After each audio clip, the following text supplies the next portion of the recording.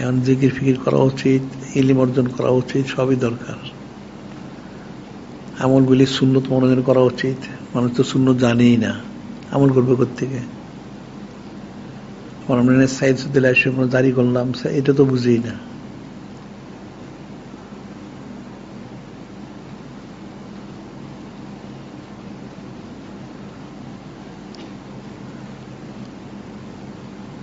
আজকে কয় 22 তারিখ হচ্ছে নাকি?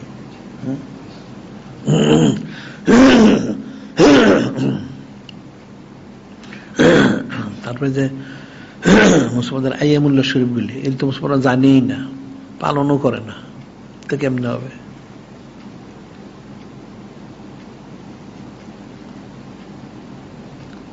কাফের মুশরিকরা কাফের মুশরিকদের সব পালন করে, কিন্তু মুসলমানরা কিন্তু পালন করে না।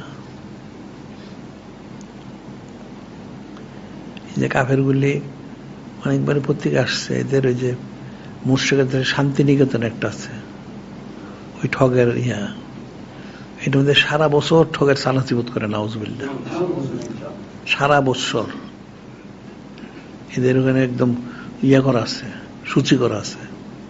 অচিরের খাটটা কাফের একটা গুমরা জাহান্নামী এটা সালাসিবত করে। আর মুসলমানরা নূরে মুজাসসাম হাবিবুল্লাহ হুজুর পাক সাল্লাল্লাহু আলাইহি ওয়াসাল্লাম কোনো সানাসিবতি করে না। তাহলে কিসের মুসলমান হইল?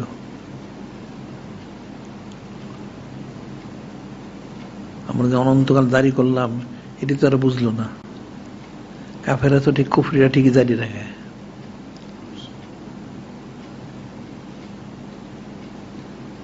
এরা প্রত্যেক কাফেরে তাদের যারা কথিত নেতাগুলি, এগুলি অনেক সানাসিবত করে।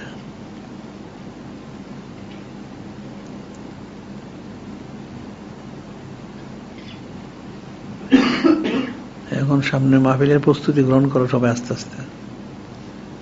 আর এই যে প্রতিযোগিতাগুলি দেওয়া হয়েছে, ওগুলো তো তালিকাগুলি এনে টানায় দেওয়া দরকার ছিল আগের থেকে।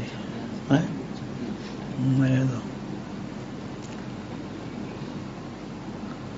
আর প্রচারপত্রগুলি আবার দেওয়াল লেখনী, এগুলি তো শুরু করতে হবে।